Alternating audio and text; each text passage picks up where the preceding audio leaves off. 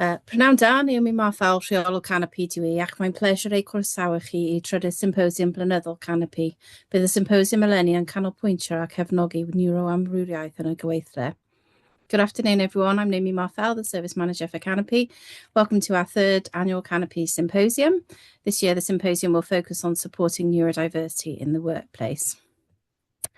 Yn gyntaf, rhywfaint o wybodaeth gyffredinol. Gan taw gwebinar yw hwn, nid fy modd eich gweld chi yn ystod y cyflwyniadau, a bydd eich microffon yn cael ei diffodd yn awtomatig. Yn ystod y cyflwyniadau, defnyddiwch y bocs sgwrsio i gythrathebu ac i ofyn unrhyw cwestiynau yr hoffech chi ei gofyn. Bydd cyfle yn y diweddarach hefyd i godi eich llaw a gofyn eich cwestiwn. Mae gennym ychydig o newydd i'r rhaglen wreiddiol. Mae drwy gennym na fydd yn gallu cynnal ei weithdy ysgrifennu creadigol yn nes ymlaen. Fodd bynnag rydyn ni wrth ei bod y bydd Francis yn cynnal sesiwn hirach am neuroamrywiaeth a diolch iddi hi am hynny. As I say, firstly, some general housekeeping. As this is a webinar, you will not be visible during the presentations and you should be automatically muted. If during the presentations you'd like to communicate with us or ask any questions, please use the chat box for that. And there'll be the opportunity later on in the symposium to raise your hand and unmute and ask your question in person if you would prefer.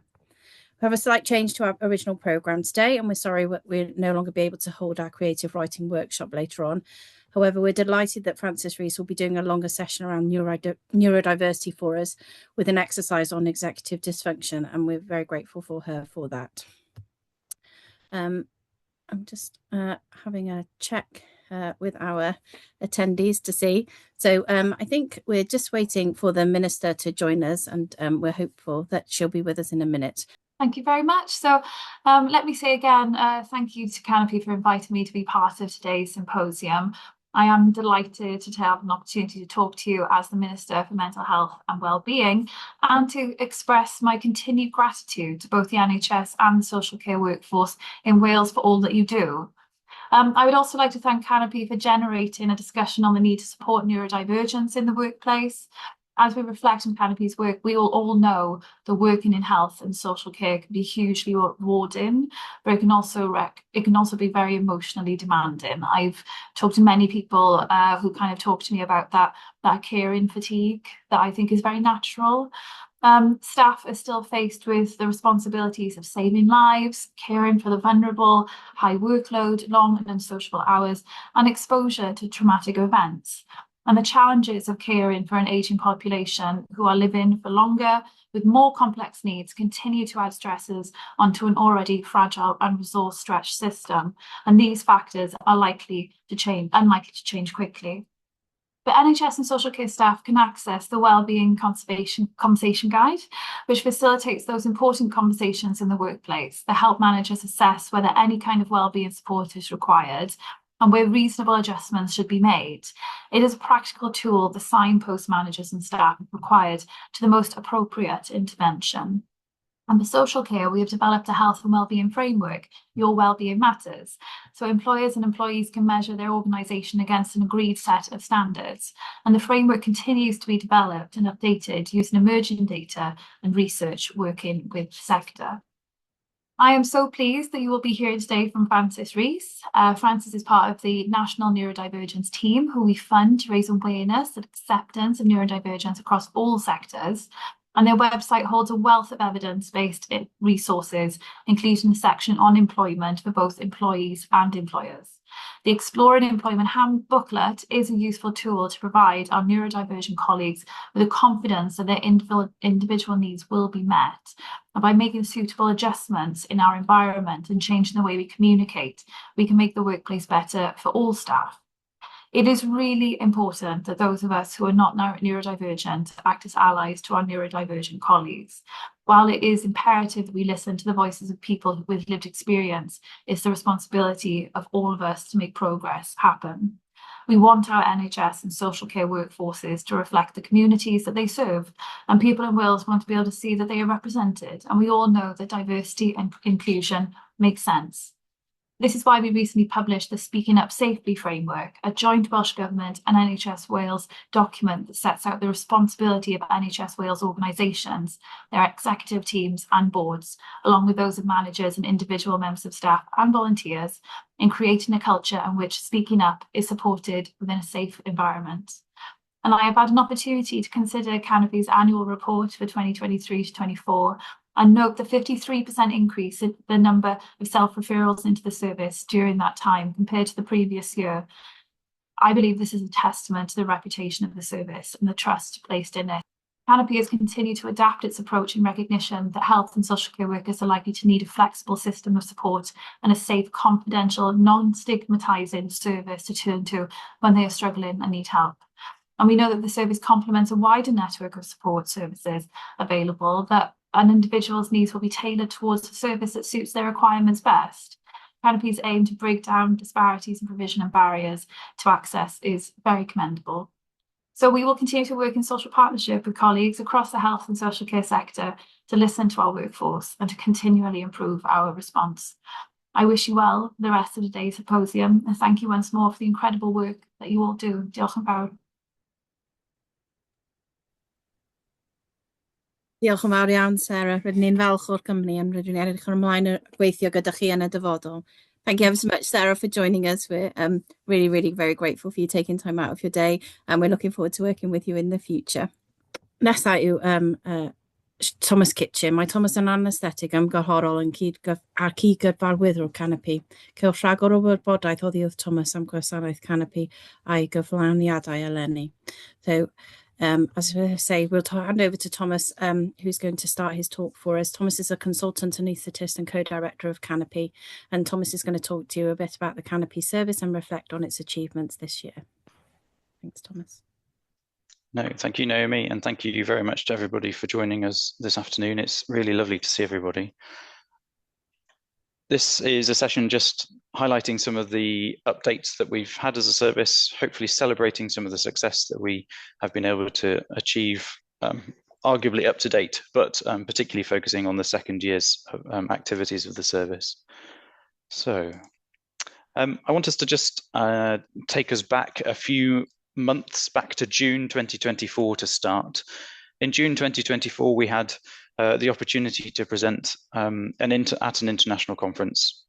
It was a conference attended from people from across the world, organised by 3 national services with similar goals and aims to us at Canopi. So it was a combined effort of the NHS Practitioner Health Service, which serves England, the Workforce Specialist Service, which sits under the National Wellbeing Hub in Scotland, and then, of course, Canopi, which you'll be hopefully more familiar with in terms of its service that it provides to Wales. The theme of the conference, which I've put up on the screen, was a new hope for workforce well-being, with an emphasis on looking to the future for a solutions focus, with a solutions-focused lens. And this title really challenged us and has continued to challenge us as to think about what our hope might be for Canopi as a service. What is it that we're hoping to try and achieve across the service? What is it that we're trying to achieve in Canopi? Because I guess in reality, we can hope for whatever we like. No one can stop us hoping for anything. But what we've got to do, and the challenge of hope, is realization. How do we change from the idea of what we would like to hope to see, to achieve, to do, into something that is real and tangible? How do we want to describe Canopi as a service? What do we want to see in terms of workforce well-being?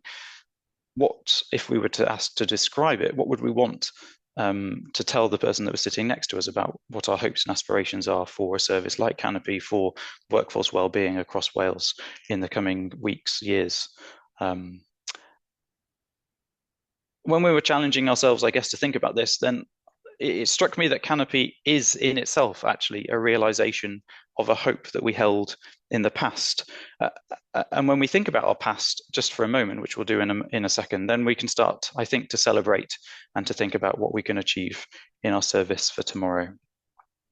So just, I guess, thinking about Canopi, really the seeds of Canopi were planted over a decade ago, born out of stories that we genuinely can't do justice to in this short session together. It was a time when physician wellness, workforce sustainability, well-being didn't really exist in healthcare. They didn't exist perhaps even in our vocabulary.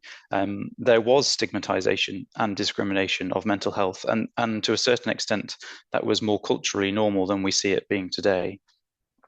The QR code in the top right-hand corner of the screen will take you to the story of a particular doctor, a doctor called Daksha Empson.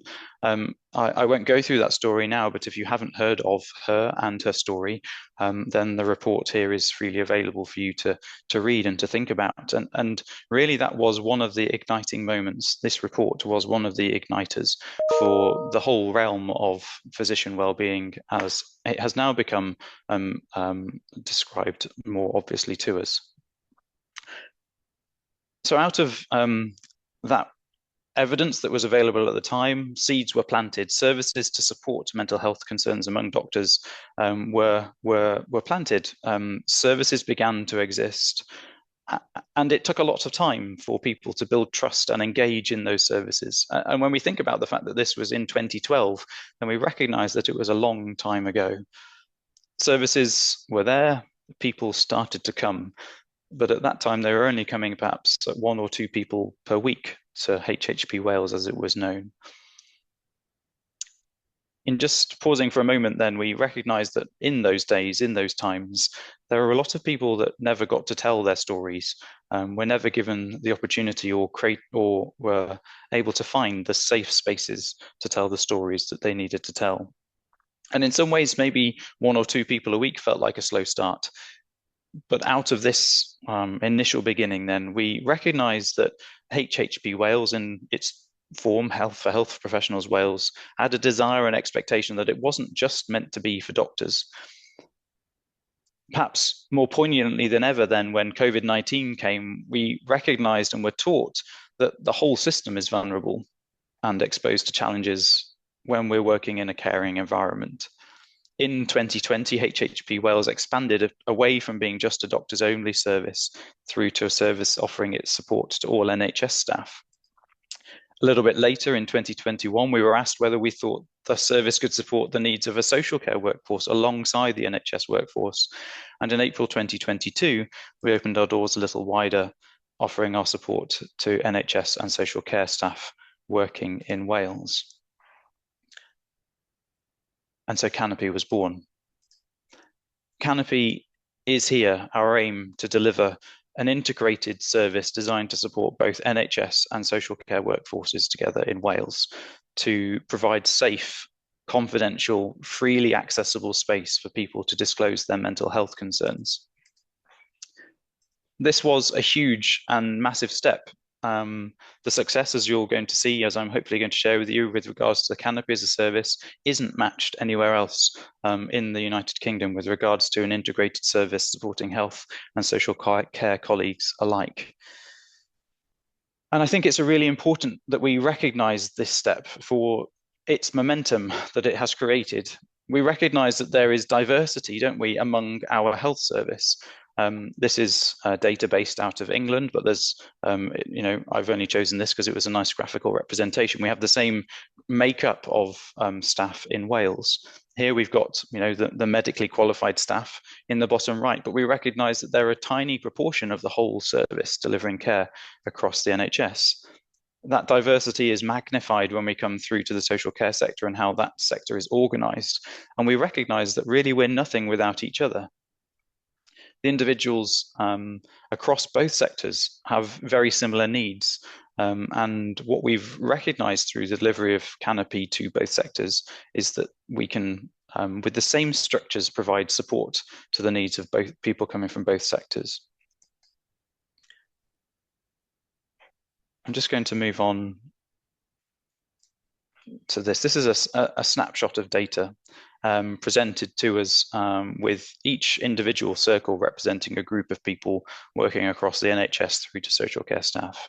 And the question really that we hypothesize around regularly in Canopi is, can anybody in any of these circles, whether it be health visitors or social care support workers, personal assistants, advocates, foster carers, can anybody in any of these circles work well in their job without the circle that's next to them or alongside or in the next column or in the next row. And the reality is that we can't. We're all interdependent in the way that we work on other parts of the system. And that's what Canopi is particularly here to try and recognize. Providing support across this system then is the Canopi vision, to offer support to both health and social care.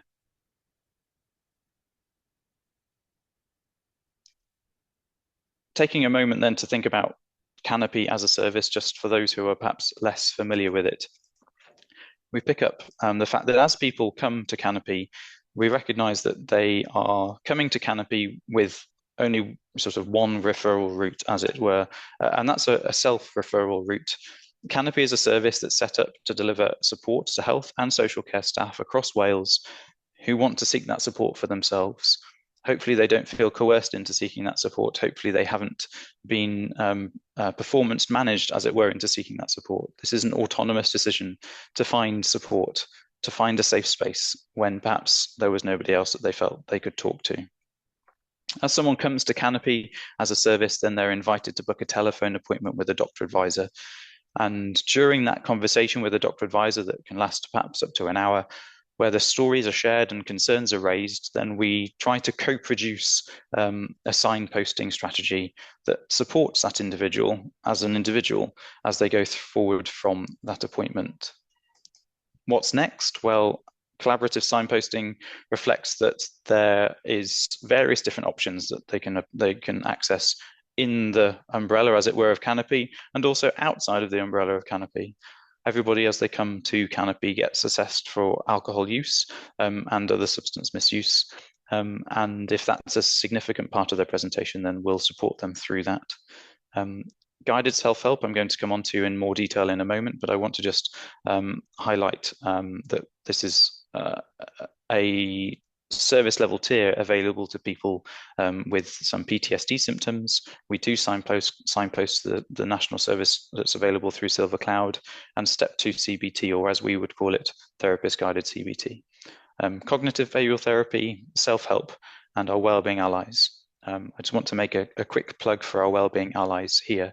Our wellbeing allies are volunteers who have experience across health or social care, who give up their time to create safe spaces for people to tell their stories. They don't need to be qualified in terms of a therapist or a counsellor. This is about a peer-to-peer relationship, supporting individuals to understand the services that they're working in and how they're feeling. This is an amazing and a wonderful group of people. I can see there are a few of these people joining us today. Thank you to the ones that are here to hear me say that. Thank you to the ones that aren't here. It's an absolutely incredible gift that you give to us as a service as Canopi, but to our colleagues working across health and social care. As I said, there are other groups then that we and services that we signpost people, as it were, out of Canopi to access. So that's what Canopi does. And the question is, well, who's coming and how many people are coming? The answer is quite a lot of people are coming. So this is a graph trend of the number of people referring to Canopi per week in year 1 in the blue line and year 2 in the red line or orangey line above it. There's been a 53% increase of people coming between year 1 and year 2. And of the number of people that have come to Canopi as a service, then 12% of the total people that have come through Canopi work for or around the social care services in Wales. This feels like a small number to us and is definitely something that we're looking to work on, hoping to work through over the next and coming years, recognizing that actually we have a history and a legacy in healthcare that we've already described that we're trying to build here in social care. Here's another interesting statistic. Across our year 2 data, 83% of clients who accessed the service in year 2 were female. We know that's not representative of the workforce at large across Wales. Again, another area for us to think about, to work towards. How do we encourage, support, particularly our male workforce colleagues, to come to a service if and when they are in need? Where are people coming from? Well, they're coming from every health board in Wales, and they're coming from across various different local authorities as we sort of group them from social care backgrounds. I'd like to just highlight these two lines. They're small numbers, NHS 20, social care 5. But these are people who are still choosing to prefer not to disclose where they're working when they come to the Canopi service, which is confidential and set apart, as it were, from other organisations that might be more closely linked to their employment. It highlights to us, I guess, that stigma and concern around disclosure around mental health still exists. And that's something that we culturally need to work towards together to continue to try and reduce. You saw one that was similar to this before, but this is the year two data, NHS staff through to social care staff. People coming from all sorts of medically qualified, non-medically qualified, administrative, non-professional backgrounds to come to the service, particularly highlight that the most highly presented group here is that of our group of nurses working across Wales.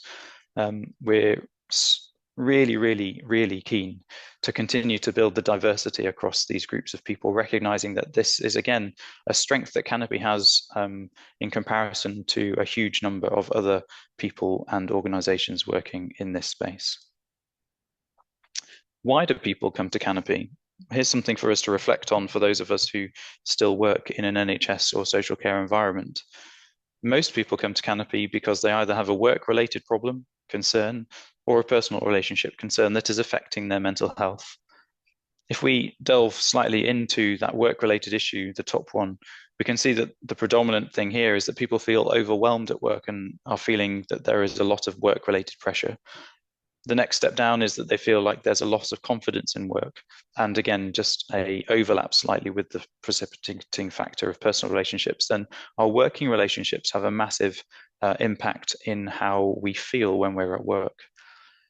These are cultural things, right? We can, as colleagues, as peers, as in our roles across health and social care, work to affect these things such that people are encouraged in their working environments and not discouraged from the things that they're doing, that people might feel supported in the relationships that we can provide them in the workplace and not unsupported. Another key take home from Canopi as a service is that we're here to try and maintain our workforce. That's one of our key drivers as an organization. We try to provide access, early access to effective psychological therapies such that people can either remain in work well or return to work if they are off sick. So as people come to the service, then we, as a collect data telling us that 64% of people are in work when they come to Canopi, and about 34% of people, so a third of the workforce, are off sick when they come to Canopi.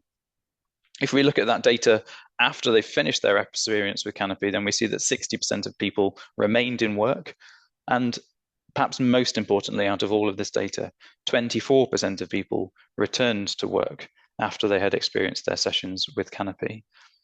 This represents a massively important statistic for us as a service. Because when people are off sick, not only are they off sick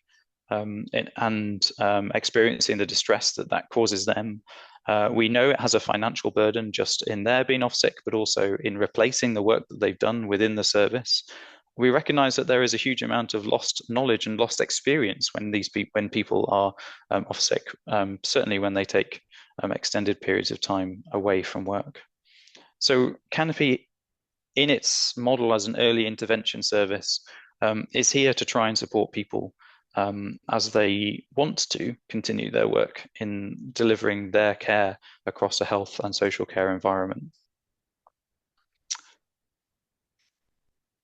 The other thing I'd really like to highlight with regards to the sort of innovations across the Canopi service relate to our expanded therapist-guided CBT program. Just a little bit of background here. In 2008, NHS England introduced an IAPT program. The IAPT program stands for Improving Access to Psychological Therapies and has more recently been renamed, as it were, Talking Therapies. This was a national program, and it included access to what was described as a tier 2 psychological therapy. So this was a less intense therapeutic process than, as it were, a full CBT program. It took some time for them to develop. It took over 10 years for the outcomes of the IAPT program as it was to become clinically effective on a national scale. But as they were doing that, then they received international acclaim from places like Canada and Scandinavia and Australia with regards to how they had developed that service. Importantly, a huge amount of work that is delivered through the IAPT program, through the Talking Therapies program, is delivered by a group of people called psychological wellbeing practitioners. We have practically no psychological wellbeing practitioners in Wales because this is an English-based service. But a few years ago, as part of Canopi, we tried to introduce we introduced a pilot program looking at what we described as therapist-guided CBT, which in some respects had a equivalence across the IAPT program that was running in England in 2020 in England. As that was introduced in 2023, we were able to take a step back and look at the aims of it. The aims were to maintain early access to treatment and to try and allow people with lower risk and specific presentations the opportunity to have something that was prudent and designed for their specific needs. We expanded that program in 2024, and this summer are delighted really to announce that we've been able to recruit some psychological wellbeing practitioners to come in and work as part of the Canopi team, delivering tier 2 therapist-guided CBT programs for our workforce across Wales, across health and social care. We're evaluating this, as you'd expect us to, evaluating this program at the moment, but we're really excited to be able to bring this learning together from our pilot and the experiences of NHS England into Wales in a way that is currently not done here as part of a national program. Our piece around our expanded therapist-guided program, as I said before, we're delighted to be able to bring, I think, what is an innovation to our Welsh population into Wales and learn from our experience in our pilot program in 2023 and the experiences of NHS England over the last decade or so of time. What this, we hope, will continue to do is to facilitate us maintaining early access to therapies, which is one of the real key drivers, as we were saying earlier, about the Canopi service. Specific early access to the appropriate therapies in a trusted and safe environment. I want to just talk about service outcomes just for a moment, because a service is no good if it's not delivering the outcomes that it needs to, and highlight here the generalized anxiety scores that are taken from our clients as they come through into the service. So these are the initial scores of people as they're coming to the service, and we recognize that as we move from the left of the screen to the right of the screen, their presentations move from being subclinical through mild, moderate, and severe on the right. We can see that the predominant presentation then is, as people are coming to the service, between moderate and severe. What we recognize is by the time people have been through the Canopi service and had their final assessments of a GAD as a score, that we see the pattern change, that instead of it being predominantly skewed towards the right, we see it being predominantly skewed towards the left. In fact, 81% of people, by the time they have been through the Canopi service, are scored as subclinical or mild with regards to the GAD-7 score.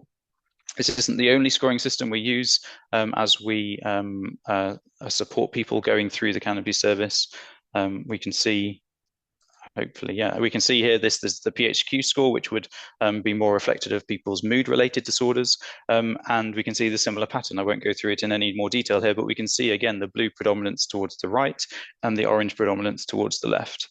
And if we were to consider the workforce social and adjustment scale, which again measures slightly different things, but we can see the pattern here. The pattern is the same. The initial scores towards the right, the end scores towards the left. It's these scores, this data, that gives us confidence that the service that we're providing is effective across both health and social care environments.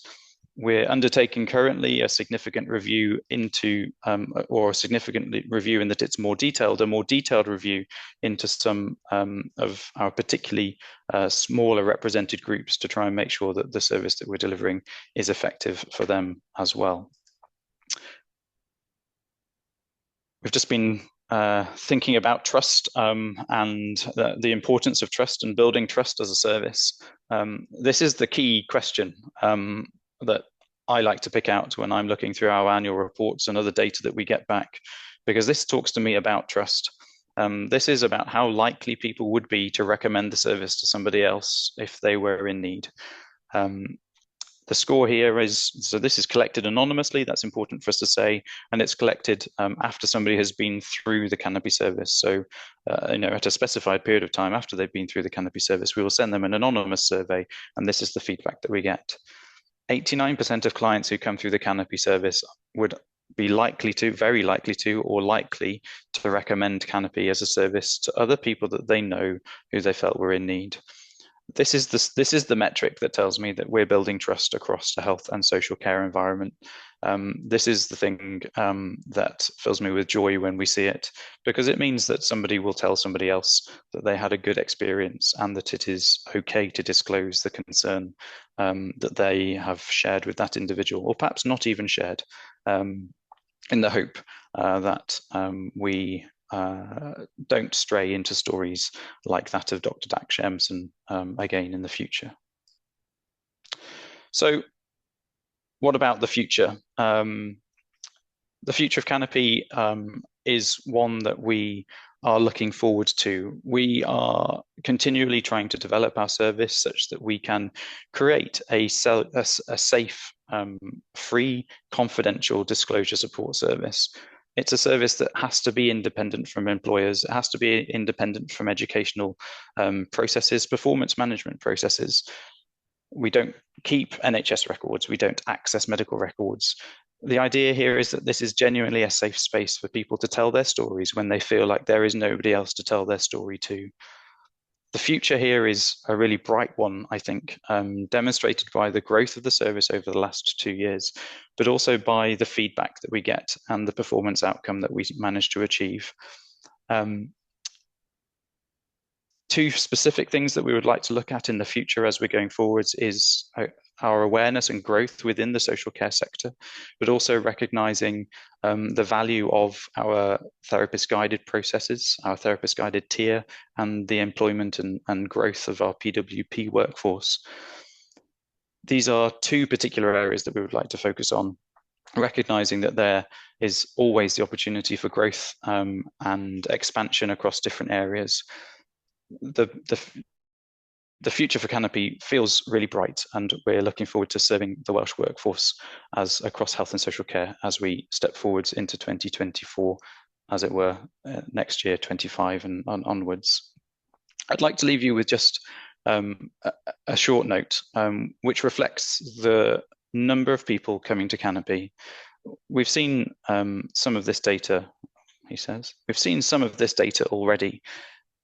But in the second year of Canopi, over 3,700 people accessed the service.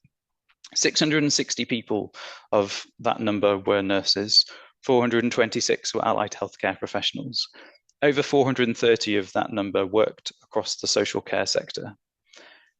We started this session by thinking about personal stories and the fact that everybody has a story as they come to Canopi. 3,700 people this year told their stories to Canopi. A number of those people we know would have told their story to nobody else, or would have been very worried about telling their story to somebody else. And that's a massive tribute to us as a service and to everybody that's joining this call that works for us and helps support the service in the various ways that they do. We've put together a very short video that just gives 3 perspectives of feedback, 2 quotes from social care clients and a longer story from one of our healthcare colleagues. As I play this, I'll finish, so then we'll move on to our next session.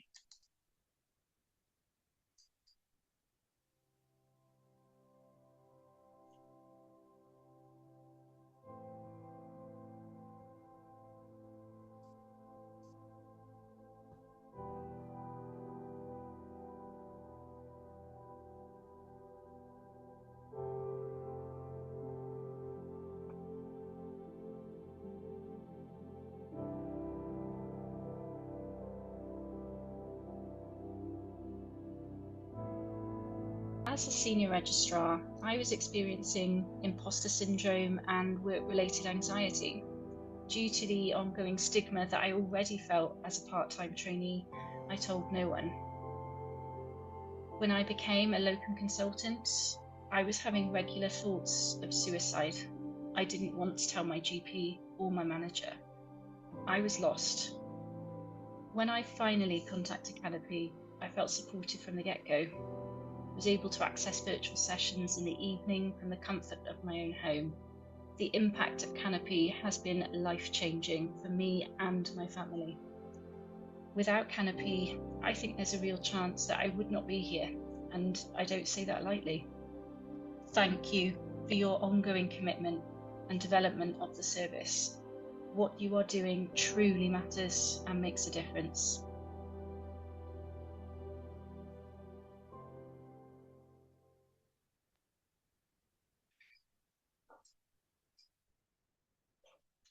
Diolch yn fawr, Thomas. Thank you ever so much, Thomas. Nesaf yw Francis Rhys. Mae Francis yn swyddog datblygu i'r tîm niwrowahaniaeth cenedlaethol. Byddwn ni'n cymryd egwyl fach yn ystod y sgwrs Fran tua 2:15, ond dyma'r gyflwyniad ganddi hi ar y cefnogaeth sydd ar gael i staff niwrowahanol. So our next speaker up is Francis Rhys. As I said earlier, we're really very grateful for her coming to speak to us today. Fran is a developmental officer for the National Neurodivergence team. Just say we're going to take a short break during Fran's talk around, I think, 2:15, but Fran will tell us when we get to that. But for now, I'll hand over to Fran for her talk on supporting neurodivergent staff. Thanks ever so much. Diolch yn fawr, Naomi. Croeso. It's an honour and a pleasure to be here today, sharing the work of our team, our National Neurodivergence team here in Wales. Thank you, Minister, for the introduction. And we're really so delighted to be in support of the Welsh Government. We're funded by you. We're the operational arm of the Welsh Government's Neurodivergence Improvement Programme. The main aim of our team is to improve the lives of neurodivergent people and their families and carers here in Wales. The main offer is our website, and we have a range of resources for health, for social care, for our communities, and most importantly, for neurodivergent people themselves. We're due to expand our website. We currently focus on autism, but we're due a relaunch at the end of the month, and our website will encompass ADHD, some information on ADHD, some e-learning on ADHD, and additional neurodevelopmental conditions, including tics and Tourette's. So that's quite an exciting development that we're really proud of. We're a small team based in Welsh Local Government Association, so excellent links to our local authorities, particularly our Directors of Social Services and our Heads of Education throughout Wales. And I'm going to start by sharing a presentation and just talking very basically about neurodiversity and what that means for so many neurodivergent people and their families and carers in Wales. We will be taking a short break. I think it's a long time to sit. So we'll have a short break halfway through the session, and we'll have a breakout workout exercise too.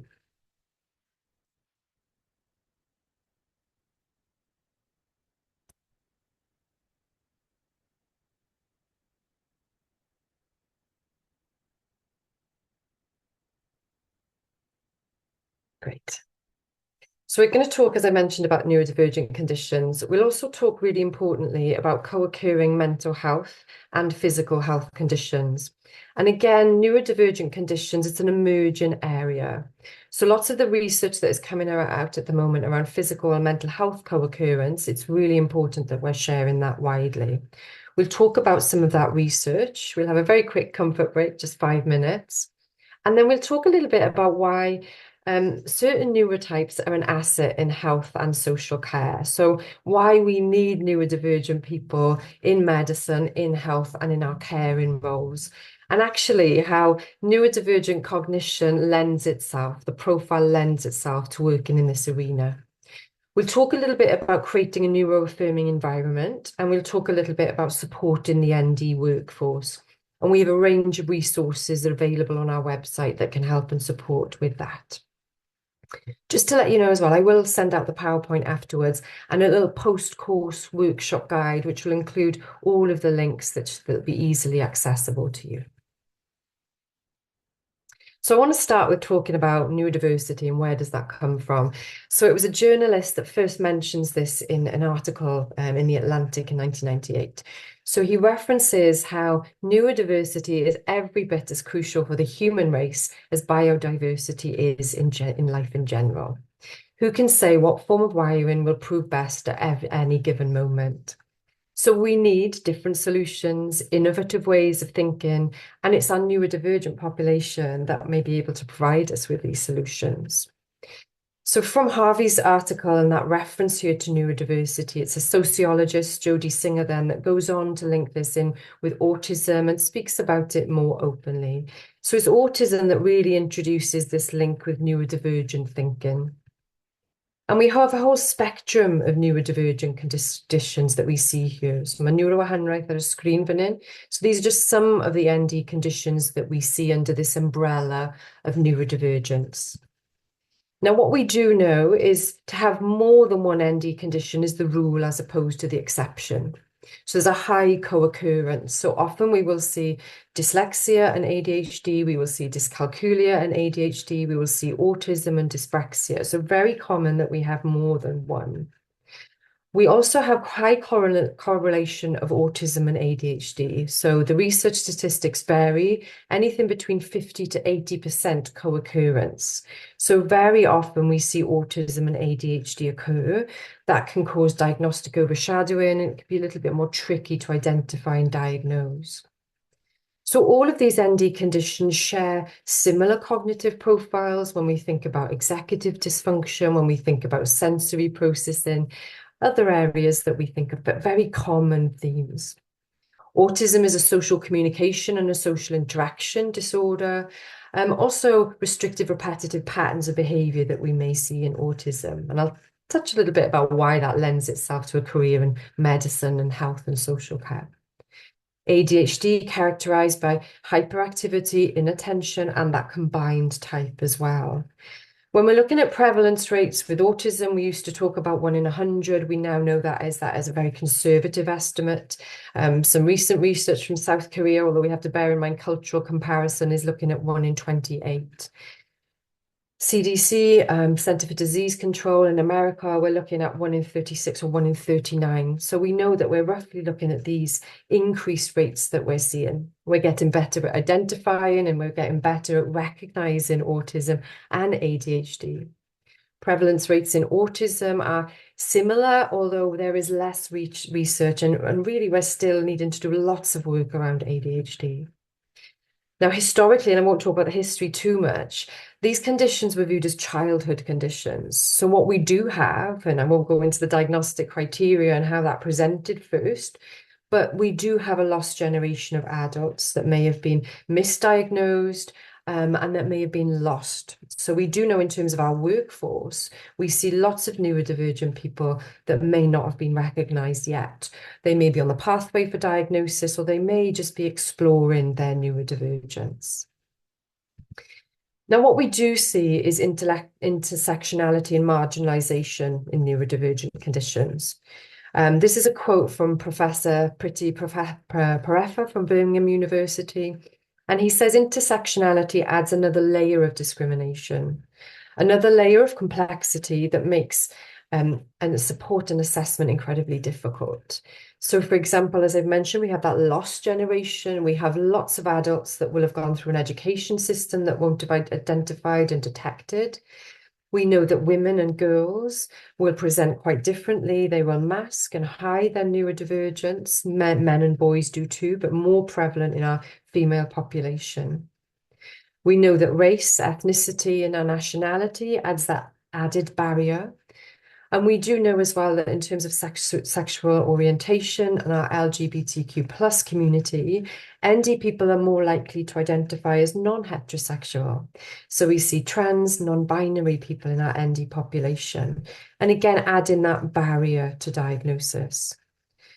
We know social status is added in there. And again, what we're seeing at the moment are so many adults that have been missed by this intersectionality and this marginalisation. We still don't know what causes neurodivergent conditions. There's arguments and rhetoric around it being epigenetic. There is that genetic component and then that environmental input that triggers the genes. But we do know that neurodivergent conditions share much heritability. So we know there is a genetic element. So we see that in autism. We also see that in ADHD. So we see it run in families. We also see a link with trauma. Lots of this work comes from Professor Helen Minnis at Glasgow University. So we do see that crossover with trauma. We see co-occurrence of neurodivergent conditions and trauma. As I referenced, having more than one neurodevelopmental condition is the rule as opposed to the exception. So we may have colleagues that were picked up in childhood with maybe dyslexia or dyspraxia, dyscalculia, but it's not until certain pinch points in their life that then the autistic or ADHD traits may become more prevalent. And I'll talk about that when we talk about executive functioning.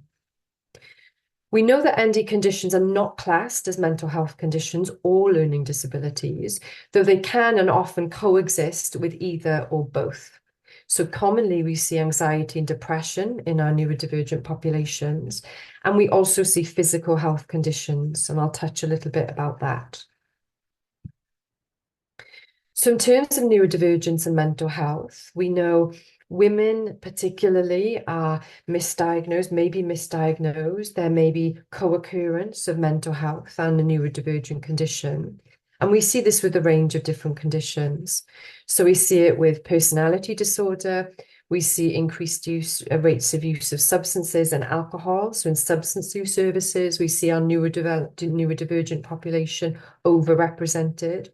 We also see this in disordered eating as well. And statistics vary, but we do know that about 1 in 5 women in eating disorder clinics will present as being neurodivergent or meet the criteria. We also know the trajectory in terms of recovery looks quite different, and there is different support that we need to be ensuring that we have for disordered eating. We also see other mental health conditions. So we see things like hoarding, we see obsessive compulsive disorders. But what we do see quite sadly is that missed opportunity to diagnose people with neurodivergent conditions early in childhood due to masking, camouflaging and hiding your neurodivergent condition. There is that missed opportunity. Also, what we need to do is we need to upskill education, employment in recognizing and understanding these conditions. So people are more open in recognizing and there isn't a stigma.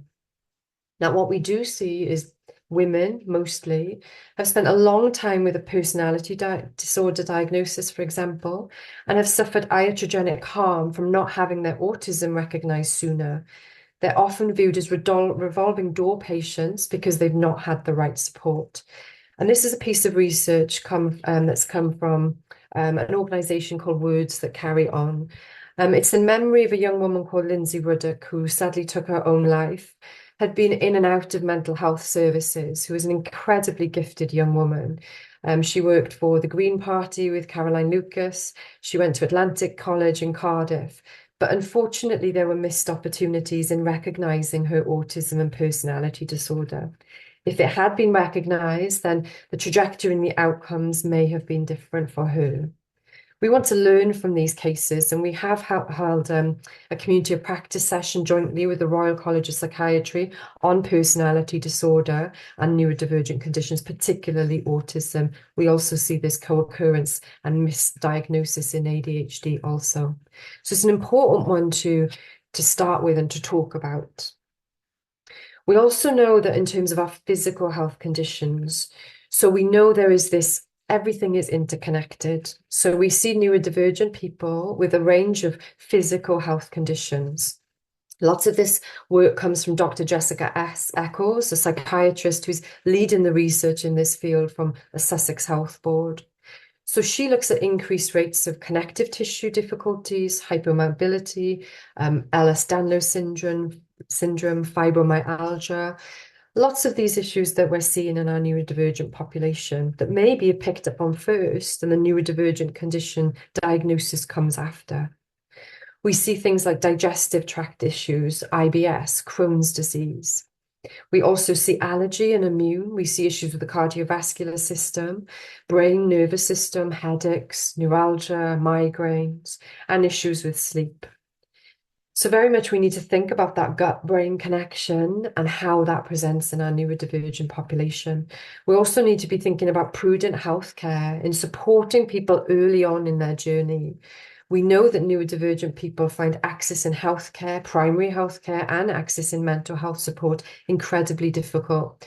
So the role of our team is to help and support with that, and I'll touch on that at the end of the session. Now, when we think about a lost generation of adults, lots of adults discover their own neurodivergence when their children go through that diagnostic process.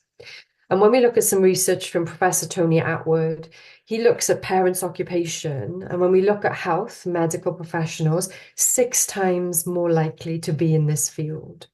So again, looking back at Helen Minnis's work, that genetic link, other professors in this field, autism and ADHD as heritable conditions, we need to be mindful of this. We have a fantastic parent care officer, Ben Earhart-Dean, and his role in the team is really helping and supporting ND parents and parents across the spectrum. So key area of our work. Now, in terms of thinking about medicine and careers in health and social care, we do know that there are particular neurotypes and cognitive profiles that will lend themselves to medicine. Now, we don't know exact numbers of our neurodivergent doctors. There are known. The research is quite limited on autism, but we do know that often they are high achievers. They will have worked incredibly hard. They may be perfectionists, that attention to detail, that social justice, social consciousness, that drive to do better and strive to do a really, really good job. Particularly our women, we see it more, but again, these people will be overlooked. So they'll be sitting in working in health services, our workforce, but they may have been missed. We're very fortunate the work of Dr. Mary Doherty. Mary was a consultant anaesthetist, still is a consultant anaesthetist and an autism researcher. And she says that being diagnosed or self-identifying as autistic can be difficult for a doctor. It can feel very isolating because autism remains widely misunderstood and unfortunately is still a stigmatized condition. And we will see this with ADHD, we will see it with other ND conditions, that stigma, that misunderstanding that we see. So Dr. Mary Doherty's research is absolutely fascinating. She looks at very much the outcomes, longer term health outcomes for neurodivergent people, particularly autistic people. She's done some research on oncology and how neurodivergent people will present at later stages in that journey. Accessing doctors at very early screening stages can be incredibly difficult if you have communication issues, if you have sensory issues, if you find planning and organization very difficult. So what we do also know is that cognitive profile, that cognitive style is different in our neurodivergent population, which again may lend itself to working in the field of medicine, health, social care. Now, sensory processing is something that isn't just related to autism, can be related to ADHD and other ND conditions, and is very much something that goes on underneath the surface that very rarely we stop and think and understand the impact that that can have on somebody's life, whether that be in education, in employment, and sustaining employment. So I want to talk about that in a little bit more detail and play you a short film from the National Autistic Society. So this is a short film. It's part of the Too Much Information campaign from the National Autistic Society. And it documents a young man applying for a job and going for a job interview and the difficulties in the sensory environment and also the communication difficulties as well. Now, just to bear in mind, you know, ADHD people will have similar issues and difficulties accessing employment and other ND conditions as well. But it really makes us think about why we have people struggling in employment, not only accessing employment, but sustaining employment.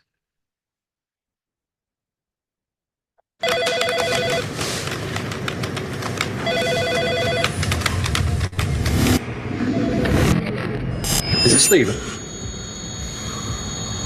Please, follow me. Congrats on all the awards. So, tell me about yourself.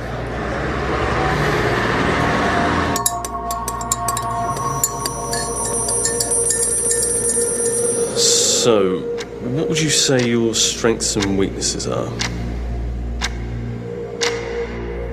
Really? You don't look it.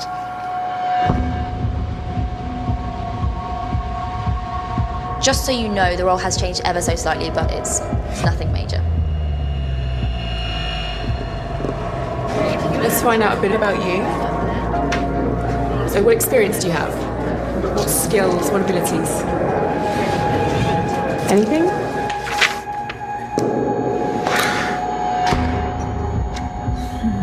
It doesn't seem like you've had a job for a few months. 6 months? A year.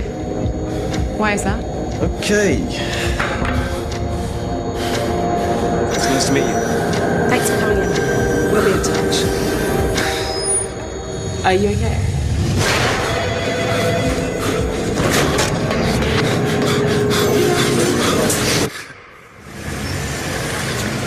I'm not unemployable. I'm autistic. And sometimes I get too much information.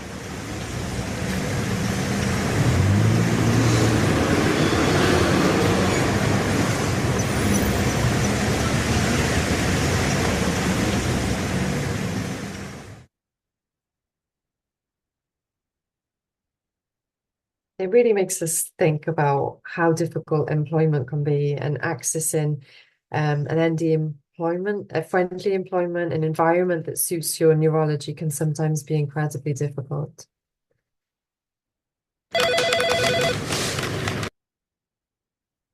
So when we look at the sensory processing system, you know, we're taught in childhood that we have 5 senses. We actually have 7. So the vestibular and the proprioceptive senses aren't senses that we kind of regularly talk about.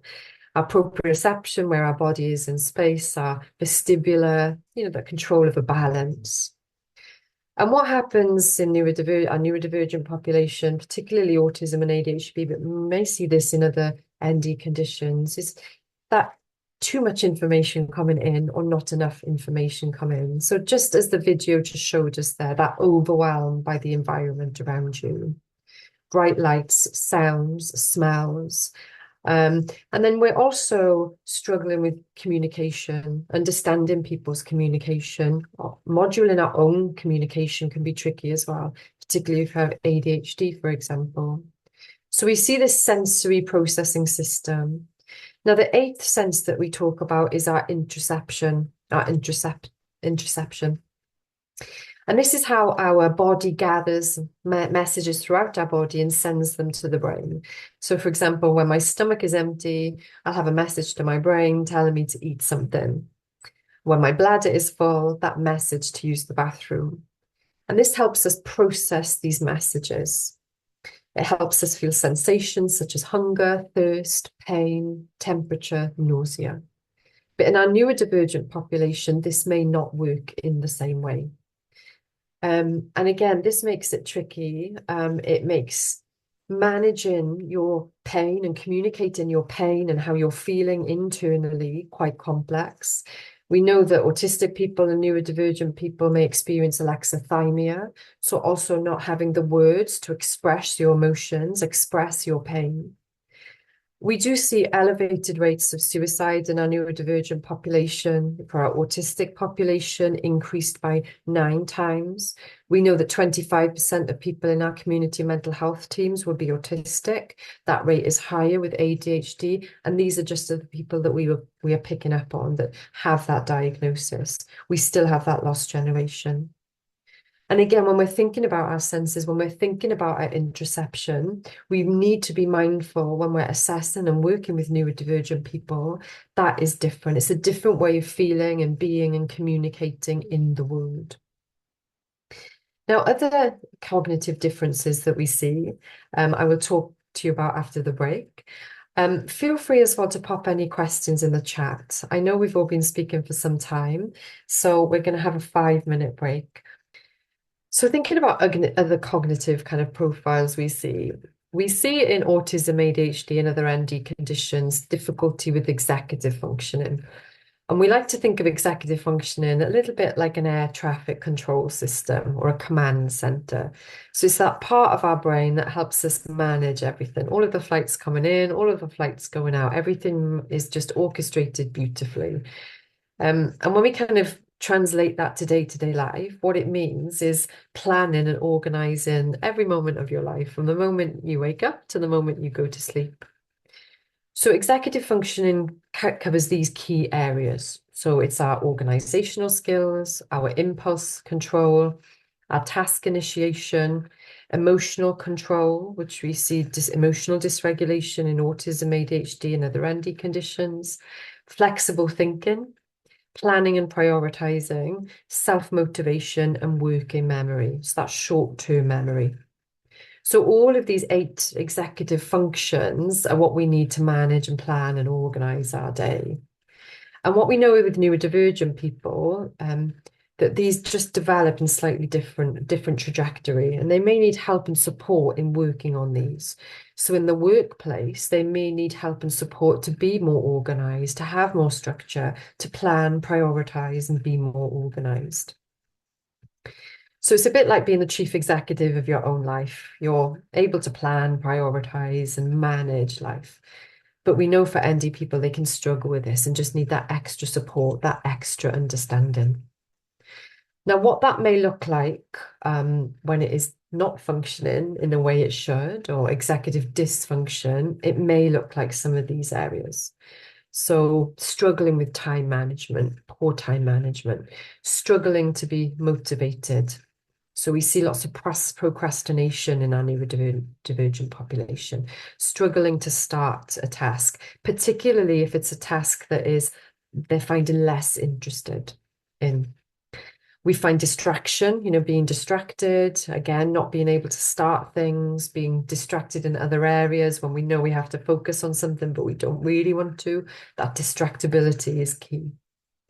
We see things like being forgetful, forgetting things, losing belongings, and we also may see sudden emotional changes. So all of these are the key areas that we will see in that executive dysfunction. And in a workplace, what can happen if we're not understanding and accepting of this difference, and if we're not putting support in place, if we're not being line managed in a helpful way, if we're not being guided and supported in these areas, then that might cause difficulties in the workplace. So what we want to do next is just have an exercise on executive dysfunction to get us really thinking about how we use this all of the time, from the moment we wake up to the moment we go to sleep. And I'd like you to think about an exercise in terms of accessing health, in terms of accessing an appointment. So what I'd like you to think of is, how many steps are there to attending a health appointment? And that could be absolutely anything. I'd like you to think about the sensory processing. So when we looked at that video of the man trying to go for that job interview, the sounds, the smells, the communication difficulties, the communication differences, all of these things that will make accessing healthcare, that taking that first step, quite difficult. And although it's this trite example, it really makes us think how much we use this part of our brain on a day-to-day basis, particularly in the workplace, but also in every facet of our life. So I think it's 2:18, so we're going to have 5 minutes. And then I'd like you to pop in the chat bar if you can. Just type in how many steps you have to attend in a health appointment. So we're going to go from picking up the phone to attending. How many steps are there in that journey?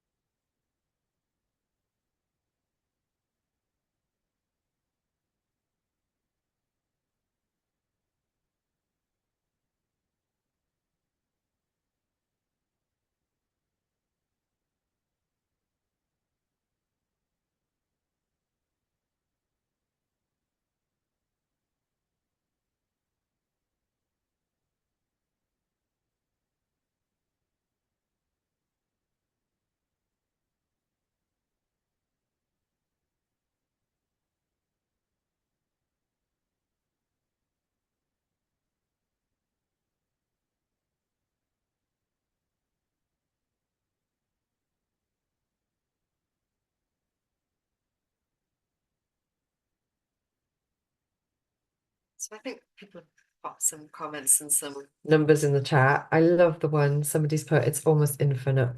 And I think, yeah, that's a really important one to start with, because when we think about people with neurodivergent conditions, they may have co-occurring autism, dyspraxia, they may have difficult with fine motor skills, gross motor skills, they may have difficulty with communication. Just the thought of starting to pick up that phone can be incredibly difficult. So we may have 10 steps there just before we even pick up the phone. And I think just a comment as well, these are, someone's popped in the chat about people thinking that, everybody has these difficulties, that non-neurodivergent people have similar difficulties. And yes, of course they will, and at different points in life.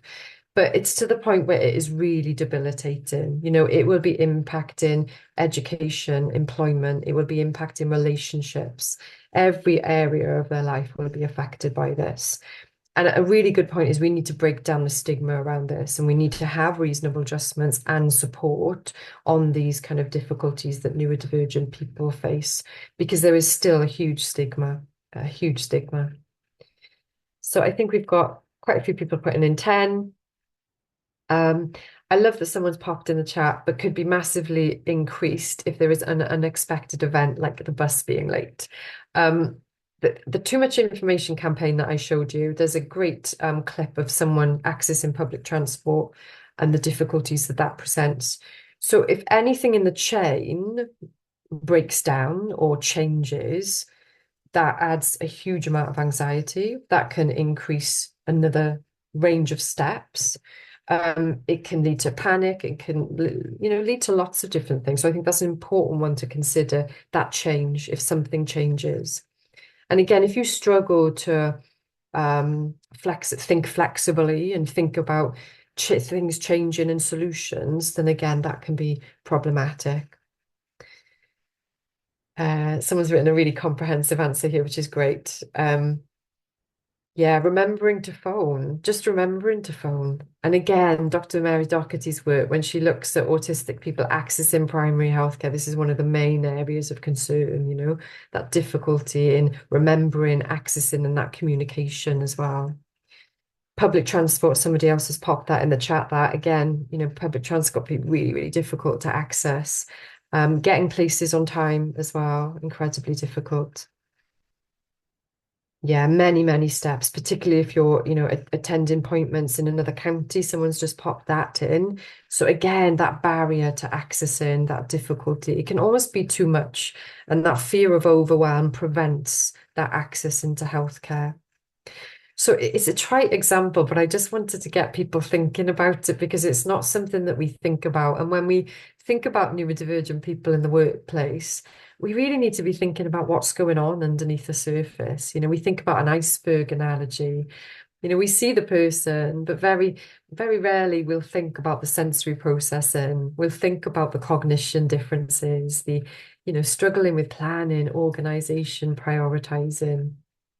And there are really good things that we can do to help and support that, which I'll talk a little bit more about. And I'll talk about reasonable adjustments. I don't have lots of time, but I can cover a little bit. So I'm going to continue to share my screen.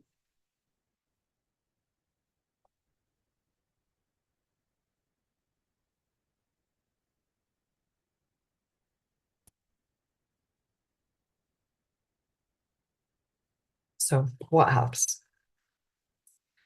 Having a routine and a structure is incredibly important for neurodivergent people. So in the workplace, this can be difficult, can't it? If we're working shifts, if we're not working regular patterns, but having apps and things like IT kind of supports can be really, really supportive. There's a fantastic little piece of IT that you can get called a Remarkable. It looks a little bit like a Kindle, and it's a note-making device that then links up to your computer, and I think you can talk to it. It's amazing. It's called Remarkable.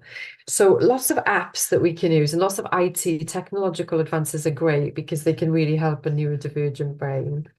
But having that structure and routine can be important around that. Having regular supervision. Also, we'll talk a little bit about disclosing ND conditions as well, because that can be incredibly supportive in the workplace. But again, we need an accepting and understanding workforce, which is part of our role as the National Neurodivergence team. Focusing on the strengths, and I think that's incredibly important. There's a statistic that I heard from an American pediatrician.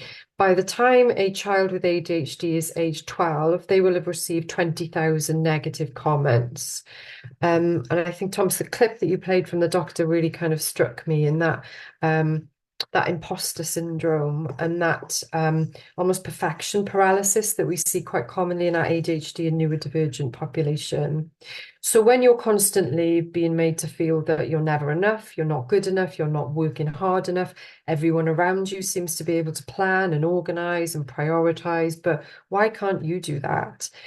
Then it really depletes self-esteem and it can have a significant impact on mental health. So we really need to focus on the strengths, the amazing strengths that neurodivergent people will bring to a workplace, that energy, that enthusiasm, all of these strengths that I'll cover in a moment. So adapting our communication can be incredibly important, being very clear and concise in how we communicate with people. And that might be, not using figurative language, being very descriptive in what you ask someone to do if you want them to, undertake a task. Also having visual supports, that might be incredibly important. But just understanding that there's a different way of communication. Autistic people may just communicate in a slightly different way, and ADHD people as well. So just being mindful of that, being very clear and concise in your communication. Making sensory considerations and reasonable adjustments is incredibly important. Now, this might be quite difficult in some of our environments, particularly in health and in social care, but just being mindful in office environments, is there kind of strip lighting? Is there any kind of visual distress? Does somebody need to have, particular kind of Erlen lenses or glasses that filter out the light? Again, thinking about these reasonable adjustments. Thinking about ear defenders, we can have noise cancelling earphones now, which are absolutely fantastic, or hearing loops. And again, you can pick up conversation, but it just filters out all of that background noise. And again, we have to be careful. We can't always provide these in some environments, but just the thought that somebody is willing to think and acknowledge the environmental changes that are important because of that sensory processing difference. Early support and intervention is also crucial as well, and that's part of the role of our team. So we want people to recognise and understand their neurodivergent conditions. We want employers to embrace that so that they can recognise that, so they can provide reasonable adjustments as standard. Things like visual guides in the workplace can be incredibly important. Knowing what to expect, where to go, who you're going to see, all of these kind of different adaptations that we can have. So these are just some of the things that we can do to help. And again, there are a whole lot more that I could talk about for a lot longer. But when we kind of look again at why certain neurotypes are an asset in health and caring roles, and really why we need to recruit into this area, we think about monotropism and that ability to intensely focus. So when we think about medicine, when we think about health, that ability to retain lots of information, that longer term memory, that ability to really intensely focus, and that's what we require in medicine, lots of fields of health. We need to be experts in the areas that we're working in. We need to be perfectionists. We need the attention to detail. So all of these things, all of these positive attributes will, gravitate and lend themselves to health and social care. That fight for social injustice, that wanting to do better for people, that double empathy, that triple empathy, really feeling and taking on board what people experience. So these are really things that we need to focus on gravitating towards our professions, because they are a huge, huge asset. So talking about the monotropism, I'll go into a little bit more detail. So we know with neurodivergent populations, there's that ability to have an intense interest. or what non-neurodivergent people just call a hobby. But neurodivergent people will take that to the next step. So they'll be able to dedicate, hundreds of hours into something that they are really dedicated towards, or they have that intense interest towards. And this is what monotropism is, or single attention associated cognition, in autism, but we also see this in ADHD as well, also known as weak central coherence. So it's that ability to hone in and focus and hold lots, retain lots of information, and be able to dedicate lots of hours to this area of intense interest. So again, when we're thinking about medicine, when we're thinking about health, this is the quality that we need to support that. Now, the only difficulties we can have around monotropism or intense interest, and we can see this quite commonly in students and young people moving from further education to higher education, is when we need to pan back in and see the bigger picture. This is where it can become problematic because we're kind of stuck on that narrow focus, being monotropic, and then we find it difficult to broaden back out. Particularly if we have issues in executive functioning. So we may find, for example, we may forget to eat when we think about interoception, those signals in the body. If you have struggles with that area, interoceptive difficulties, and you're monotropic, we can become very focused but forget on our own personal health and well-being. What we also see as well is the difficulties in doing the simple things. Well, what non-neurodivergent people class as simple, our own personal health, our own personal hygiene, taking care of your home, all of the daily living tasks that require a lot of executive functioning, we can neglect. And we see this quite commonly in the neurodivergent population. And just to be mindful that neurodivergent conditions are a whole spectrum, and we like to think of it as a circular spectrum. So we don't tend to use words like higher functioning or lower functioning, because actually it's about your support needs. So you can be incredibly gifted and academic, but you still may struggle with executive functioning. So planning to eat, to organize your time, to be on time. Conversely, if you had a co-occurring learning disability, an autism, ADHD, or another ND condition, just because you maybe verbally have difficulty in expressing yourself, maybe non-verbal, it doesn't mean to say that you may have incredible talents and gifts in areas, music, creativity. So we need to be mindful of this circular spectrum of autism. We also need to be mindful of these pinch points in our lives for neurodivergent people. So I mentioned transition, into further education, into higher education, attending university. We see this quite commonly with neurodivergent students. That's a pinch point because that executive functioning load all of a sudden becomes very heavy. We're managing life admin, life skills, washing, taking care of yourself. We also see it, entering a new job, starting a new job, thinking about a new workplace, a new hospital environment. You may still be a cardiologist, but the whole environment has changed around you, and that might be problematic. So we really need to think about, these kind of different presentations that we see and what we can do to help and support. And one of the biggest things we can do is understanding these different ways of cognition and processing the world. What we would really like to achieve in all of our workspaces, in education, in all of our employment areas, is having neurodivergent principles or having a neuroaffirming environment. And this is something we really want to try and prioritize, starting with early education. So this is a fantastic document taken from one of the health trusts in England, affiliated with MindMate. And it looks at what this might look like. So what might neurodivergent principles look like? And I think we need to start with assuming that neurodivergent people are competent and capable, unless there is clear evidence to suggest otherwise. So that's where we need to start. We don't need judgment. We don't need stereotype. We need support. And the first thing we need to do is understand. So we always need to think about strengths. We need to think about the strengths, and we need to help and support with the areas that might need more guidance. So structure, management, time management. Do we need to introduce apps or techniques that we can do to develop executive functioning? We need to be thinking about the sensory environment. So we need to be making environmental adaptations if we can to enable people to thrive. We need to think about different methods of communication. And what we hear, you know, from our health employees is that some health employees that are neurodivergent find it, you know, they're quite confident in maybe communicating with patients, but it's more maybe the social aspect of being in a workplace they may find quite tricky. And again, every neurodivergent person is different.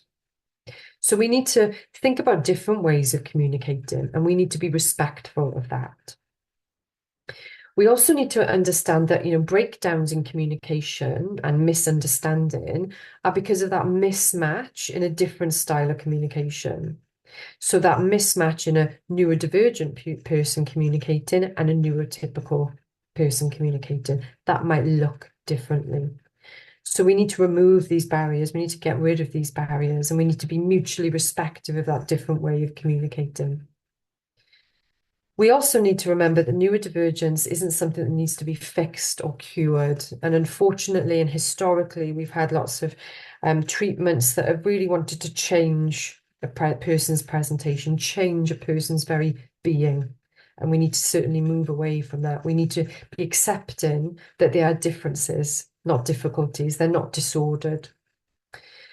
So that individualized approach is incredibly important. So we need to have these neuroaffirming environments starting in very early education. And I think that's our role as a team, in that we are encouraging this in every sector that we see, in every organisation that we work with. And we work with criminal justice system, we work with health, social care, education, the third sector, an array of organisations, because ND needs to be everybody's business. Neurodivergent conditions will affect every facet of people's lives. So it does need to be everybody's business. I'm going to talk about some of the resources and signposting that we have available on our website. And again, at the moment, it's Autism Wales, our website, but we are merging into Neurodivergence website, and that will be launching shortly by the end of the month, hopefully. So currently on the website, and we're very fortunate here in Wales, the legislation and the landscape around autism and neurodivergence is slightly different to England. So we don't have an Autism Act in Wales, but we do have a code of practice for the provision of autism services. And that aligns with the NHS Act and the Social Services and Wellbeing Act.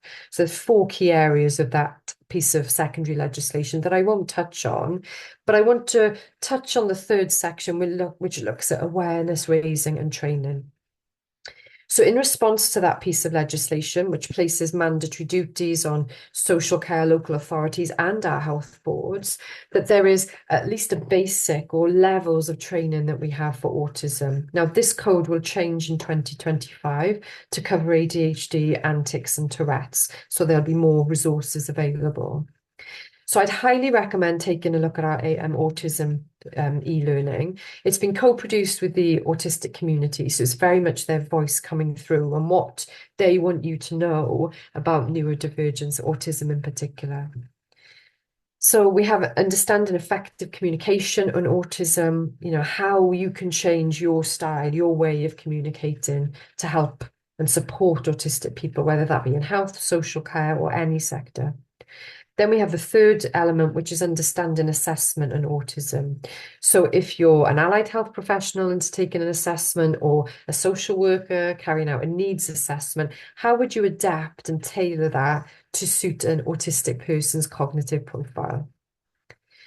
And what we are, I know one of our health boards, I know Howell, our health board, 80% of their staff have completed our online training, and they are also, the modules are available on ESR and also local authority health board platforms, as well as our website. What we do have is we had an exploring employment event a few years ago now, and we have a great resource toolkit about employment and autism. Now, lots of the resources will apply to other neurodivergent conditions as well. So, you know, there's a chat there about disability from Disability Wales in understanding your employment rights. So autism and ADHD, they are protected characteristics under the Equalities Act. There's also a session here on disclosing that to your employer, how you disclose that if you wish to disclose that. And there's a range of workshops that you can access as well. So really good resources that we have available here. Also a great document by the GMB called Thinking Differently in Work that looks at neurodiversity in the workplace and how we can support our employees. Because by inclusion and acceptance and of understanding of these ND conditions, we can really make a significant change. And we are seeing this more and more in health. Just as an aside, for example, in the police force, they have the Police Autism Association. So they have a group that represents autistic police officers that may have family members that are autistic. And we know there are areas where, because of the neurology and the cognitive profiling, you gravitate to certain areas of employment. And this is something we want to see more of in health, that support for our employees. We also run a community of practice session on a monthly basis. So each month we have a range of internationally renowned experts talking about ND conditions and other co-occurring conditions. I mentioned Helen Minnis at the beginning of the session and that overlap with trauma. She gives a fantastic session on when complexity gets even more complex. We have one on disordered eating and autism with an expert dietitian, Paula Falkowski, and a range of other areas there. I'm going to play you a short clip from one of the sessions we had on ADHD in women and girls with Dr. Jo Steer. What we know is that girls and women have been and still continue to really fly under the radar, so they are not being picked up. But actually what we know is that in adulthood there is a shift in the ratio of ADHD, so it actually becomes one male for every one female. So that research shows us that perhaps there is this underdiagnosis in children, because in children we've only got one female for every 6 males, but in adulthood the ratio shifts. So the question is really, is that, you know, is that undiagnosed children, undiagnosed girls, or is that something else happening? Also, at the moment, it feels like there's a huge push and a huge surge in adult women, particularly coming forward for assessments. So, is that playing out in our data? Really important to think about, because we know that really girls are much less likely to be referred for an assessment for ADHD, more likely to have an undiagnosed ADHD, and more likely to receive an incorrect diagnosis of a mental health condition. And the other factor that we know is that girls are more likely to be diagnosed during life transitions. So this could be a move from primary education into secondary education. That often can reveal ADHD where perhaps it's not been picked up in the primary sector, and then when children move up to their new schools, things become more obvious and more tricky for them. But also that move into further education and higher education and into employment can also be quite challenging, and sometimes that can mean that people reflect and consider, and sometimes that's when ADHD comes to light. Also in girls and women, another important transition point is having a family. So many women coming forward following the birth of their first child, and real struggles in that time, and then putting the pieces together and looking back across their life and connecting and considering whether ADHD might explain some of their difficulties. Yeah, I'd highly recommend watching Dr. Jo's session, and just thinking about what Dr. Thomas was talking about, you know, women accessing Canopi. And again, you know, there's lots of stereotype around ADHD, ND and mental health. And again, we're having these missed opportunities to pick up on our women and girls. At the moment, we're doing some work with perinatal mental health, because as Dr. Jo mentions, you know, it's that pinch point when you become a parent, that overload, that executive functioning, not only are you looking after yourself and organising your own life, but now you're organising this baby, this child, and parenting can be can be really, really tough for anybody. But with ND, it can add to that. So those are just some of the free resources we have available. I won't go, I know I'm running out of time. But we will have the ADHD part of our website up shortly, and we will have ADHD e-learning up by the end of the month, hopefully. So I'm going to stop there and maybe allow some time for questions, just for maybe a few minutes, if that's okay. Feel free to pop anything in the chat. I'm going to stop sharing. Diolch yn fawr iawn, Fran. Thank you ever so much, Fran. That was ever so interesting and helpful. Mae gennych ychydig o'r amser ar gyfer cwestiynau nawr. Mae croeso i chi eu taipio yn y bocs sgwrsio neu gan godi'ch llaw. Gallwch cael tifysgrif presenoldeb a chael y chyfle i ennill llyfr gwerth £20 drwy llenwi ei fflythryn ar fodd. Cewch fanylion am hyn yn y bocs sgwrsio. So, as Fran said, we have a little bit of time for questions. I know we've already got a few, which we'll come to in just a minute. As I say, please feel free to type them in the chat box or raise your hand and we can allow you to unmute. Also, just quickly to remind you that you can get a certificate of attendance for the symposium and be with a chance of winning a £20 book voucher by filling in our feedback form, and the details of that are going to be in the chat box. So I'm going to hand over now to Thomas and Francis to manage some of the questions that we've had already. You're going to pick some of those up, Thomas, first. Yeah. Thank you, Naomi. Thank you, Fran, for already picking out some of the questions and picking answers for them. There was a question a little bit earlier on with regards to the session we were doing on Canopi, which I just think if we just come to that first so we don't lose it in the midst of everything. And I was going to invite Jill to come in and pick this up for us. So the question was from Margaret. Apologies, Margaret, I can only see the first part of your name. And the question was about how unpaid carers fit into the picture, given their huge impact across both health and social care. Yeah, thank you, Thomas, and thank you for the question, Margaret. I agree with you entirely. Unpaid carers are fundamental, aren't they? They're key partners in both health and social care, and neither system would work effectively without unpaid carers. And I'd also fully support you in saying that there does need to be more support for unpaid carers. But from the Canopi perspective, a very short answer is that up to now and probably into the future, we wouldn't feel we're probably the right service to offer that support, because we are very much a service that's supporting the paid workforces. And if we open to unpaid carers, that would essentially mean anyone in Wales, because most of us at some point in our life will be unpaid carers. It would be turning us into a more nationally available service to everyone in Wales, which really would change our scope and our remit. So that's why at the moment we're not, unfortunately, able to support unpaid carers. Thank you very much, Jill. The majority of the questions here remaining, I think, are probably directed towards you at the moment, Fran, if that's okay. Oh, we've got another one. So yes, another neurodiversity question.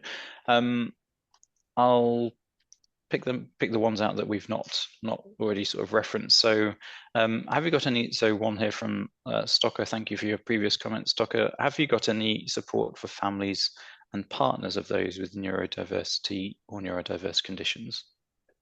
Yes, so thank you. So I popped a little link in the chat to our free parent carer sessions. So they're similar to our professional sessions, but they're virtual advice sessions for parents and carers. So they're on a range of subject areas: managing sibling relationships, managing meltdowns. So parents and carers can access those live. They're recorded, available on the website. And when the process of doing more around, and I think was it relationships or partners, we're looking at developing that area of the website as well, so we have more information on that. Yeah, the website has a huge range of resources that I can highly recommend. And that link will take you to our website and the specific parent carer resources. Lovely. Thank you, Fran. We've had a hand raised by John Brooks, one of our therapists who works for Canopi. I wonder if we could invite John to come in, and if you need a second or two, John, I'm filling a second or two space for you to be ready to unmute your microphone, etc., etc. So you are now part of the panel, John, and if you'd like to unmute yourself and ask your question, you'd be very welcome to do so. Always tricky.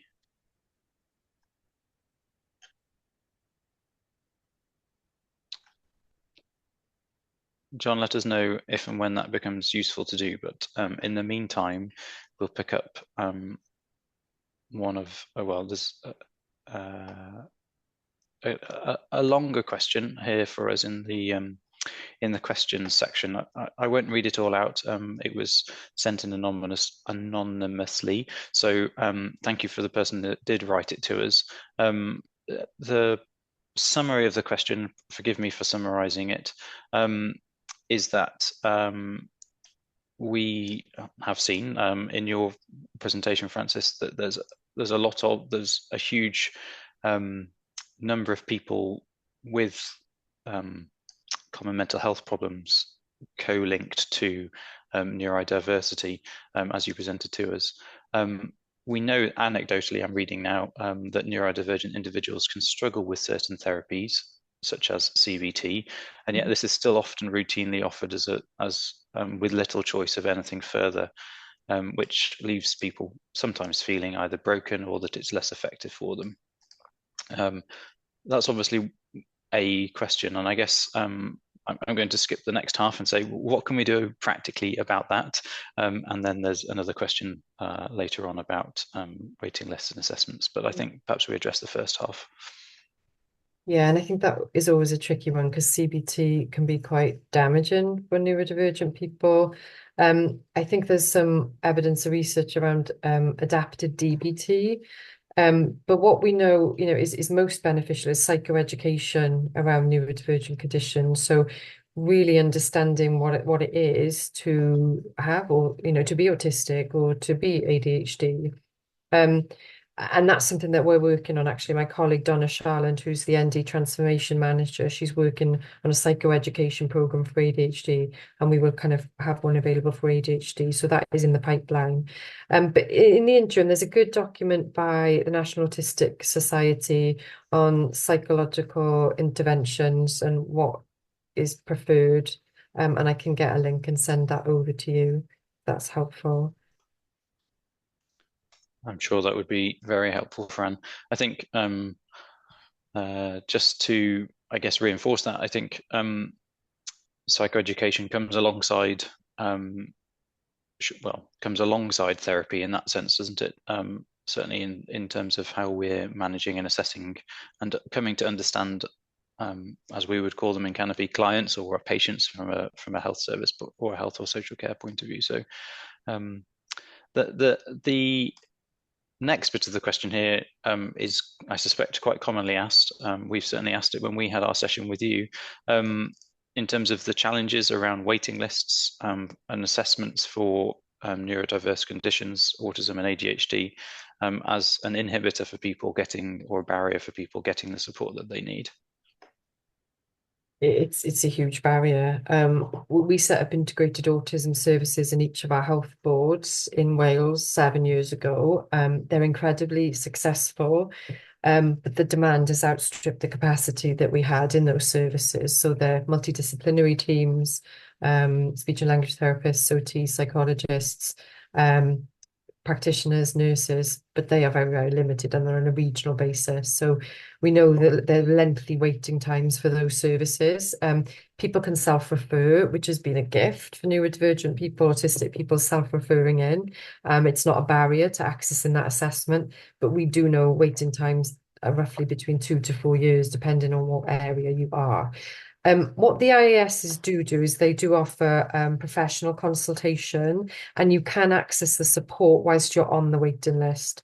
And part of that psychoeducation is in that post-diagnostic support, but you can kind of access that whilst you're on the waiting list.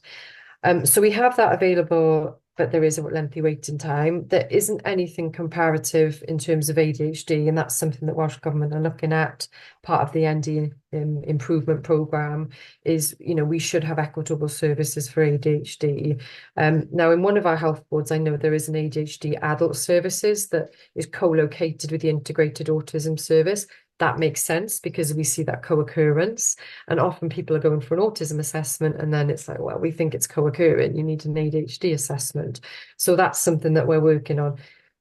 We need more money desperately. I don't know if that's going to happen. We need to work with what we've got. So we need to think about new ways of doing things, new solutions. And there is kind of talk about some different tools that we can use. There's a model in Portsmouth, which is a kind of, an online kind of diagnostic model that we, particularly interested in using with children and young people in education, that produce a range of resources and tools we can use to support. Ultimately, diagnosis is incredibly important, but I think 10 years, 20 years down the line, and we're having this conversation in the Royal College of Psychiatry, when are we going to stop pathologizing people's behavior? And when are we going to have neuro-inclusive environments? So that's what we need to work towards alongside access and assessment. And that's the role of our team. So that's a very long-winded answer, but I hope that helps. I can pop the integrated autism services.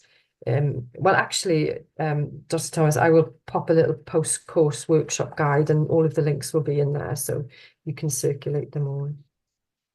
Thank you, Frances. We're fast running out of time this afternoon, but just pick up a final question here that also picks up on the idea of supporting disclosure, which I think is a useful theme for us to pick up on from a Canopi perspective, as well as neurodivergence. So the question here is, what's the advice for dealing with loved ones who show strong signs of being neurodivergent but are resistant to diagnosis or seeking support? Having a very gentle approach. We've got some great resources on the website. The What is Autism film is particularly moving and poignant, and I think having the understanding as a partner is incredibly important, because then we can kind of try and understand why people behave in the way that they do and have that support. I think, some people are really, really opposed to even entering a conversation around autism or ADHD, and that has to be done very sensitively and very delicately. That may be through sharing some of our resources, because there is still so much stereotype around it. But I would check out the website, and we are going to be producing more resources in that vein. Thank you, Frances. And I guess just to, share a perspective that hopefully represents neuro-inclusion as opposed to exclusion, is that a huge amount of our learning is around finding that, as we've mentioned in our presentation, I guess, around that place of trust. And I guess that's part of the challenge, isn't it? Who does the person or does the individual trust to share that information with, or to share their concerns with, or to ask the question, is this something that I could get help with? So yeah, how do we create those environments and those cultures where saying, actually, I'm not sure if this is something that I'm wondering if this is something that I could do better with some help, or what do you think about this? And I guess that's a really interesting question for us to reflect on when we think about how we create neurodivergent neuro-inclusive environments. Okay, we have got just a moment left while we run up to 3 o'clock. We've just got a few bits of housekeeping to finish off with. I'd like to just say a particular thank you to Sarah for joining us, for Frances for joining us, Jill, Naomi, thank you for chairing and running through the session, to Julia and to Bex. I'll hand over to Naomi to finish off our symposium together. Thank you, Thomas. Diolch, Thomas, a diolch pawb am ymwneud am symposium eleni. Gobeithio fod chi wedi cael y brofiad defnyddiol I chi a mwynheuwch y diwrnod. Thank you ever so much, everybody, for joining. We really, as Thomas said, appreciate it. If you can provide us with some feedback, we'd be ever so grateful. We always like to make these as useful to everybody who joins as possible, so it's helpful for us to use that going forward. You should have the link in the chat, but that will also be emailed to you as well. Thanks, everybody, again for joining, and yeah, we look forward to seeing you hopefully next year.